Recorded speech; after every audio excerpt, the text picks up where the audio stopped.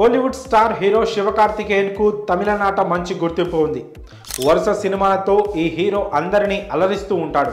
ఈ క్రమంలో తాజాగా శివకార్తికేయన్, సాయి పల్లవి హీరోయిన్లుగా నటిస్తున్న చిత్రం అమరన్. ఈ చిత్రానికి రాజ్ కుమార్ పెరియస్వామి దర్శకత్వం వహిస్తున్నారు. కాగా ఈ మూవీని కమల్ హాసన్ రాజ్ కమల్ ఫిలిమ్స్ బ్యానర్ సంస్థ నిర్మిస్తోంది.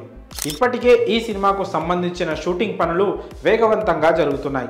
అయితే తాజాగా ఈ చిత్రం పలు వివాదాల్లో చిక్కుకుంది. కమల్ హాసన్తో పాటు శివకార్తికేయన్ను కూడా అరెస్ట్ చేయాలంటూ, ఈ సినిమాను నిలిపివేయాలంటూ పలువురు ఆందోళనకు దిగారు.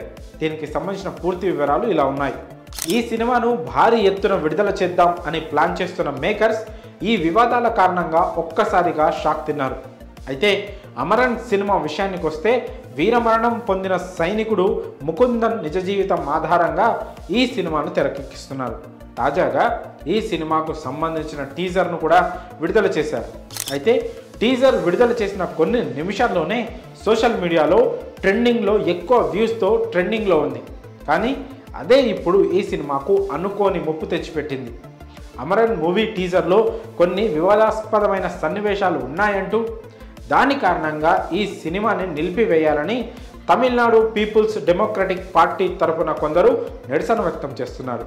విడుదల చేసిన అమరన్ మూవీ టీజర్లో కాశ్మీరీలు ముస్లింలను ఉగ్రవాదులుగా మార్చే కొన్ని సన్నివేశాలను చూపించారు. అంతేకాకుండా కలిసిమెలిసి జీవించే హిందువులు ముస్లింల మధ్య విభేదాలను సృష్టించేలా ఈ సినిమాలోని కొన్ని సన్నివేశాలు ఉన్నాయంటూ ఆందోళన వ్యక్తం చేస్తున్నారు. ఈ క్రమంలో హీరో శివకార్తికేయన్తో పాటు నిర్మాత కమల్ హాసన్, దర్శకుడు రాజ్ కుమార్ పెరియస్వామిలను అరెస్ట్ చేయాలని పలువురు డిమాండ్ చేస్తున్నారు. అక్కడితో ఆగకుండా వారి దిష్టి బొమ్మలను సైతం రోడ్డుపై దహనం చేసేందుకు ప్రయత్నించారు. దీంతో పరిస్థితులు అదుపు తప్పడంతో పోలీసులు వారిని అడ్డుకున్నారు. చూడబోతుంటే అమరన్ సినిమాకు రానున్న రోజుల్లో అడ్డంకులు తప్పేలా లేవు. మరి ఈ విషయంపై మీ అభిప్రాయాలను కామెంట్స్ రూపంలో తెలియజేయండి.